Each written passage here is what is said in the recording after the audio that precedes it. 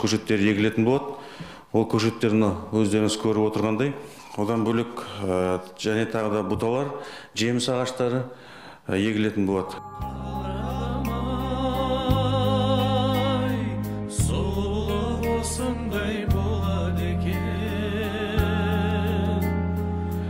Басқа армансыз қонады екен.